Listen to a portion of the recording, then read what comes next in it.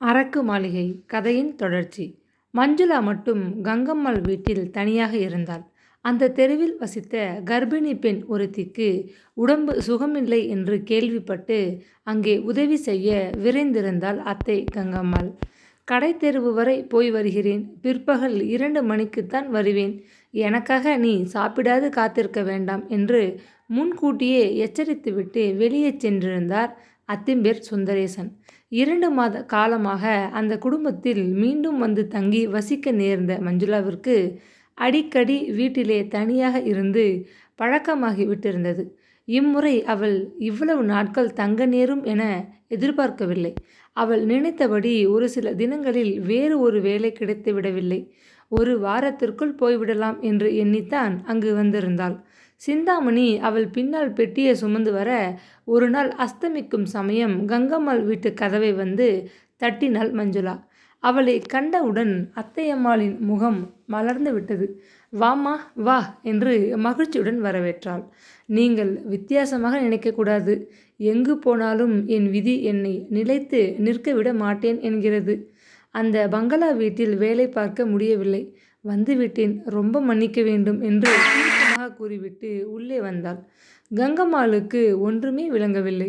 பிறகு பேசிக்கொள்வோம் என்று எண்ணியவளாக, பரவாயில்லையம்மா, இந்த வீடு உன்னுடையது என்று எண்ணிக்கொள் என முன்பே சொல்லியிருந்தேனே. வேறு இடத்தில் உனக்கு பிடித்தமான வேலை கிடைக்கும் வரை நிம்மதியாக எங்களுடன் நீ இரு என்று ஆறுதலாக கூறினாள். சிந்தாமணி அங்கே அதிக நேரம் நிற்கவில்லை. பெட்டியை உள்ளே கொண்டு வந்து வைத்துவிட்டு, நீங்கள் பார்த்து அனுப்பினீர்கள், உங்களிடமே கொண்டு வந்து பெண்ணை ஒப்படைப்பதுதான் முறை என்று எண்ணியே அழைத்து வந்தேன். எனக்கு அதிக நேரமில்லை, உடனே ஊர் திரும்ப வேண்டும், வரட்டுமா என்று விடை பெற்று கொண்டார். மஞ்சுளாவை பிரிய வேண்டுமே என்ற நினைவு அவர் நெஞ்சை என்னவோ செய்தது. வேறு உத்தியோகத்திற்கு போனாலும் எங்களையெல்லாம் மறந்து விடாதீர்கள், கடிதம் போட்டு கொண்டிருங்கள் என்று விளையாட்டாக சொல்வது போல் தமது உள்ளன்பை தெரிவித்து கொண்டு கிளம்பிவிட்டார். இரவு போஜனத்திற்கு பிறகு மாடி அறைக்கு இருவரும் உறங்கச் சென்றார்கள். கங்கம்மாளுக்கு அதற்கு மேல் பொறுமையாக இருக்க முடியவில்லை. உன்மேல் குற்றம் சொல்ல மாட்டேன் மஞ்சு. நாராயணன் வீட்டில் வேலை பார்ப்பது என்பது மிகவும் சிரமமான காரியம்தான். யாரும் அங்கே அதிக நாட்கள் தங்க முடிவதில்லை என்று கூறிவிட்டு பெருமூச்செறிந்தாள். பரந்த உள்ளம் கொண்ட அம்மூதாட்டியிடம் ஒரு பொய் சொல்ல நேர்கிறதே என எண்ணி மஞ்சுளா கலங்கி போனாள். ஆனால் நடந்த உண்மையை சொல்ல அவளுக்கு நா வரவில்லை. என்ன இருந்தாலும் கங்கம்மாளுக்கு கிரிதரன் நெருங்கிய பந்து. அவமானகரமாக அவன் தன்னிடம் நடந்து கொண்டான் என்று எப்படி சொல்ல முடியும்? சொன்னால் மனவேதனையும் உறவினர்கள் இடையே வீண் மனஸ்தாபமும் ஏற்படலாம். மேலும் இது மாதிரியான விஷயங்களை வெளியே சொல்லாமல் இருப்பதுதான் புத்திசாலிகளுக்கு அழகு. கங்கம்மாள் கிரிதரன் மீது மற்றற்ற அபிமானம் கொண்டவள். தன் சொந்த மகனை காட்டிலும் 1 பங்கு மேலாக நேசிக்கும் பெருந்தன்மை உள்ளம் கொண்டவள். கிரிதரன் பால் கொண்ட அன்பின் காரணமாக ஒரு சமயம் அவள் அந்த கதையை நம்பாவிட்டால், இதென்ன கூத்து? இந்த பெண் போன இடமெல்லாம் ஆண் பிள்ளைகள் தவறாக நடந்து கொள்கிறார்களே. யசோதா கணவன் கைலாசம் முறை தவறி நடந்து கொண்டான். இப்பொழுது நாராயணன் மகன் கிரிதரன் கேவலமாக நடந்து கொண்டான். இவளை விட உலகில் அழகான பெண்களே இல்லையா? இதில் ஏதோ சூது இருக்கிறது. குற்றம் அந்த ஆண்களுடையது அல்ல, இவளுடையதுதான் என்று சற்றென்று வேறு விதமாக அம்மூதாட்டி எண்ணிவிட்டால், தங்கமான மனம் கொண்ட அந்த அம்மாளின் அபிப்பிராயத்திலே தவறுவதை விட ஒரு பொய் சொல்வதில் குற்றம் ஏதுமில்லை என கனப்பொழுதில் பலவும் சிந்தித்து மஞ்சுளா பிறகு மெல்ல தொடர்ந்தாள். நான் பயிற்சியற்ற தாதிப்பெண் என்று சௌமினி அம்மாள் என் மீது அடிக்கடி குற்றம் கண்டு கொண்டிருந்தார்கள். அவர்களது சுடு மொழியை தாழ முடியாது நானே வேலையினின்று விலகிவிட்டேன். என் மேல் தவறு இருக்கிறது என்று தாங்கள் எண்ணினால் தயவு செய்து என்னை மன்னிக்க வேண்டும் என்றால் தனிந்து குழைவான குரலில். எனக்கென்னம்மா கோபம்? முக்கியமாக அந்த பெண் சந்திராவுக்கு நீ ஆறுதலாக இருப்பாய் என எண்ணியே அனுப்பினேன். உனக்கு பிடிக்கவில்லை, அதனால் வந்துவிட்டாய். அதில் தவறு என்ன? கவலைப்படாதே, உனக்கு மறுபடியும் நல்ல வேலை ஒன்று கிடைக்கும் வரை நீ இங்கேயே இரு. அவசரப்பட்டு கொண்டு எக்கச்சக்கமான உத்தியோகங்களில் போய் அகப்பட்டு கொள்ளாதே. நிதானித்து பார்த்து வேலை ஏற்றுக்கொள். எவ்வளவு நாள் ஆனாலும் சரி, நீ இங்கே எங்களுடன் எங்கள் பெண் போல இருக்கலாம். நாங்கள் சாப்பிடும் அரை வயிற்று கஞ்சியை உன்னுடன் பகிர்ந்து கொண்டால் ஒன்றும் நாங்கள் ஏழையாகி விட மாட்டோம். அத்திம்பேர் இதை உன்னிடம் எடுத்துச் சொல்லச் சொன்னார் என்று அபயம் அளித்தாள் கங்கம்மாள். அம்மூதாட்டியின் கபடமற்ற அன்பு அவள் உள்ளத்தை தொட்டது. கண்கள் கலங்கின. இந்த உத்தமியுடன் பொய் சொல்ல நேர்ந்ததே என தன்னையே நொந்து கொண்டாள். மாமி, உங்களுக்கு என் நன்றியை எப்படி தெரிவிப்பது என்றே புரியவில்லை என்று உணர்ச்சியுடன் கூறிவிட்டு அந்த அம்மாளின் கரங்களை அன்புடன் பற்றி கொண்டாள். சுந்தரேசன் தம்பதிகள் கருணை உள்ளம் கொண்டவர்கள், பரோபகாரிகள் என்பதை பயன்படுத்தி கொண்டு அவர்களுக்கு பாரமாக அங்கிருக்க அவள் விரும்பவில்லை. ஒழிந்தபோது கடைத்தெருவுக்கு சென்று வீட்டுக்கு வேண்டிய சாமான்களை தன் பணத்தை கொண்டு வாங்கி வந்தாள். கங்கம்மாளை ஏதும் செய்ய விடாமல் காலையில் இருந்து இரவு வரை வீட்டு காரியங்களை தானே கவனிக்கலானாள். சுந்தரேசனும் அவர் மனைவியும் திரும்பி வரும்பொழுது மிகவும் களைத்திருப்பார்கள், பசியாக இருப்பார்கள் என எண்ணி பகல் போஜனத்தை சீக்கிரமே தயாரித்து அடுப்பில் மூடி வைத்துவிட்டு வெளியே வந்தாள் மஞ்சுளா. அன்று காலை பத்திரிகையில் கண்ட ஒரு விளம்பரம் நினைவுக்கு வரவே பத்திரிகையை தேடி எடுத்துக்கொண்டு முன் அறைக்கு சென்றாள். அத்திம்பேரின் மேஜை அருகே நாற்காலியை இழுத்து போட்டுக்கொண்டு பேனா காகிதம் சகிதம் மனு எழுத உட்கார்ந்தாள். எப்பொழுது BA பரீட்சையில் அவள் தோல்வியுற்றாலோ அன்று முதல் ஆரம்பித்தது இந்த வேலை தேடும் பிரச்சனை. அது இன்னமும் விட்டபாடில்லையே என எண்ணி மனம் புழுங்கினாள். மீண்டும் பத்திரிகையை திருப்ப அந்த விளம்பரத்தை தனக்குள் ஒரு முறை நன்றாக படித்து கொண்டாள். முந்தைய அனுபவங்களை தெரிவித்தல் நலம் என்று விளம்பரத்தின் முடிவில் கண்டறிந்த குறிப்பை படித்ததும் அவளுக்கு சிரிப்புதான் வந்தது. பள்ளி குமஸ்தா உத்தியோகத்திலிருந்து நீக்கப்பட்டது, யசோதா தேவியினால் இரவில் விரட்டி அடைக்கப்பட்டது, கிரிதரனால் பலவந்தப்படுத்தப்பட்டது, இவைகள்தானே அவள் அறிந்த அனுபவங்கள். இவைகளை எழுதினால் எந்த ஸ்தாபனம்தான் வேலை கொடுக்கும்? இதென்ன வாழ்க்கை என மனம் கசந்து பத்திரிகையை மூடி வைத்துவிட்டு பேனாவை கையில் எடுத்து கொண்டாள். தனது கல்வி திறமை இவைகளை சுருக்கமாக குறிப்பிட்டு ஒரு விண்ணப்பத்தை விரைவில் எழுதி முடித்தாள். மரத்தில் கல் எறிந்தால் காய் விழுந்தாலும் விழும், கல் விழுந்தாலும் விழும். அதற்காக கல் எறிய தயங்குவானேன்? முயற்சி செய்து பார்ப்பதில் குற்றம் ஒன்றும் இல்லையே என தன்னை தேற்றிக்கொண்டு கடிதத்தின் உரை மீது விலாசத்தை எழுதி முடித்தாள். உரைக்குள் கடிதத்தை போட்டு ஒட்டி ஒழுங்கு செய்துவிட்டு எழுந்திருந்தாள். அது சமயம் யாரோ கதவை வேகமாக தட்டும் ஓசை கேட்டது. அத்திம்பேர் திரும்பி விட்டார் போலிருக்கிறது என்று எண்ணிக்கொண்டு ஆவலுடன் விரைந்து சென்று கதவை திறந்தாள் மஞ்சுளா. உள்ளே வந்து நின்ற கிரிதரனை கண்டதும் அவள் மிகவும் திடுக்கிட்டு விட்டாள். அச்சமும் குழப்பமும் தாழ முடியாது அவள் நெஞ்சம் பதைபதைத்தது. ஆனாலும் தன் பயத்தை வெளியே காட்டிக்கொள்ள அவள் விரும்பவில்லை. அத்தையும் அத்திம்பேரும் வெளியில் போயிருக்கிறார்கள், வர மணி 2 என்று சுருக்கமாக கூறிவிட்டு அவனை உறுத்து பார்த்தாள். அப்படியானால் மிகவும் நல்லதாகிவிட்டது. தங்களிடம் முக்கியமான ஒரு விஷயத்தை தனிமையில் பேச நான் விரும்பினேன் என்றான் கிரிதரன். மஞ்சுளா மிரண்டு விட்டாள். உள்ளமும் உடலும் நடுங்க தடுமாற அவள், தயவு செய்து போய்விடுங்கள், தனியாக பேச நமக்குள் விஷயம் ஏதும் கிடையாது என்றாள் மெல்லிய குரலில். உங்களது அருமையான பொழுதை வீணாக்கும் ஆசை எனக்கில்லை என்று கூறிவிட்டு ஏதோ மேலே பேச வந்தவன் மேஜை மீது கிடந்த கடிதத்தை கண்ணுற்றுவிட்டு நிறுத்தினான். மஞ்சுளாவின் முகம் சிவந்து விட்டது. வேலைக்கு மனு போட்டுக்கொண்டு அவள் திண்டாடி கொண்டிருக்கும் உண்மை அவனுக்கு விளங்கிவிட்டதோ என எண்ணி கலங்கிவிட்டாள்.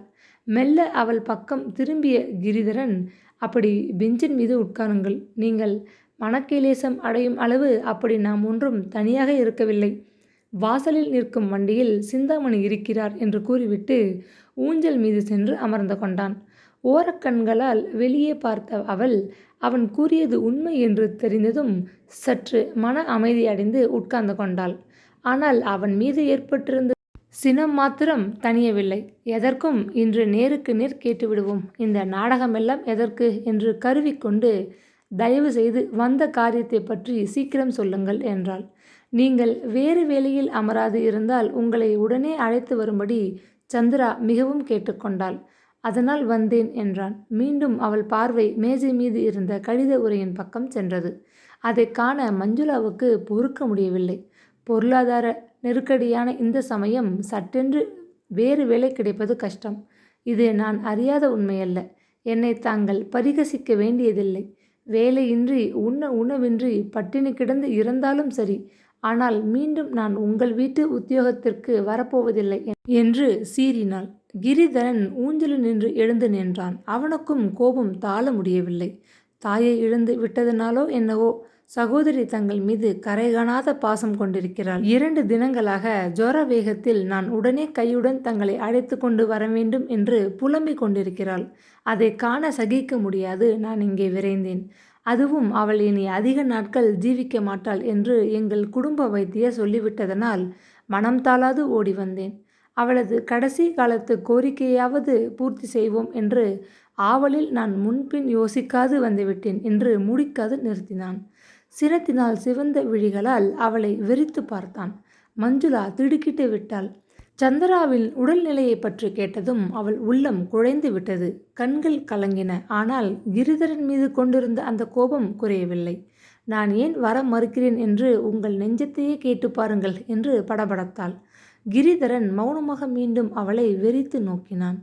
அன்றொரு நாள் தோட்டத்திலே வந்து அந்தி பொழுதில் என்னவெல்லாமோ பேசினீர்கள்.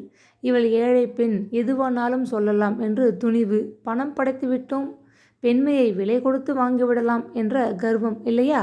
அதற்கு பின்னராவது என்னை புரிந்து கொண்டீர்களா? மறுபடி ஒரு நாள் இரவு நோயாளியான சிந்தாமணியை நான் கவனித்துவிட்டு திரும்பும் சமயம் மரங்கள் அடர்ந்த இருள் நிறைந்த தோட்டத்திலே எத்தனை கேவலமாக நடந்து கொண்டீர்கள். மரத்தின் பின் மறைந்திருந்து திடீரென்று ஓடி வந்து கரத்தை பற்றி கொண்டு என்று கூறிவிட்டு நான் தழுதழுக்க நிறுத்தினாள். என்ன சொல்கிறீர்கள்? இருளில் வந்து தங்களை நான் பலவந்தம் செய்தேனா? இதென்ன குற்றச்சாட்டு என்றான் திகைப்புடன். நீடித்து தங்கினால் ஆபத்து என்று வெளியே கிளம்பினேன். என் மானத்தை விட தங்கள் பணம் பெரியது என்ற நினைவில் துணிவாக அங்கே வர அழைக்க வந்தீர்களா என்று கேட்டால் சினம் பொங்கிய உரத்த குரலில். கிரிதரனின் முகம் இரத்தமென சிவந்துவிட்டது. நெற்றி மீது துளிர்த்த வியர்வையை துடைத்து கொண்டு ஒரு கணம் சிந்தித்தான். புரிகிறது இப்பொழுது எனக்கு. திடீரென்று வேலையை விட்டு நீங்கள் கிளம்பியதும் நானும் தங்களை பற்றி தவறாக எண்ணி மனம் வெகுண்டது உண்மையே. என் சகோதரி போன்று நானும் தாயற்றவன் என்ற காரணத்தினாலோ அல்லது வேறு எதனாலோ எனக்கே புரியாது உள்ளத்திலே பொங்கி புரண்ட அன்பின் பெருக்கால் நான் குற்றம் புரிந்துவிட்டது உண்மை. உங்களிடம் அதற்கு மன்னிப்பு கேட்க விழைந்ததும் உண்மை. சந்தர்ப்பம் வைக்காததனால் வாளா இருந்து விட்டேன். அன்று அந்தி பொழுது உணர்ச்சி வசப்பட்டு ஏதேதோ பிதற்றிவிட்டேன். அதற்காக பன்முறை வருந்தினேன். தயவு செய்து அந்த சம்பவத்தை மறந்து என்னை மன்னித்து விடுங்கள். அது மாதிரியான நிகழ்ச்சி மீண்டும் ஏற்படாது என்று நான் உறுதியாக கூறுகிறேன். என்னை நம்புங்கள் என்றான் கெஞ்சும் குரலில். இனி உங்களை எப்படி நம்ப முடியும் என்று பொருள்பட நெற்றியை சுருக்கி கொண்டு ஏளனமாக அவனை பார்த்தாள் அவள். இரண்டாவதாக என் மீது சுமத்தப்பட்ட குற்றம் அபாண்டமானது. அப்படிப்பட்ட கயவன் நான் அல்ல என்றான் கிரிதரன். வேடிக்கைதான் இது. நான் வேண்டுமென்றே புனைத்து சொல்கிறேனா என்ன என்று அதட்டினாள் மஞ்சுளா. கிரிதரன் கொஞ்ச நேரம் வாளா இருந்தான். திடீரென்று ஏதோ கண்டுபிடித்தவன் போல் அவள் பக்கம் திரும்பினான். இந்த சம்பவம் நடந்தபோது சுமார் மணி என்ன இருக்கும் என்று சொல்ல முடியுமா என்றான். இதென்ன பெரிய குறுக்கு கேள்வி என்கிற ரோதனையில் மஞ்சுளா அசட்டையாக சுமார் 8 மணி இருக்கும் என்றாள்.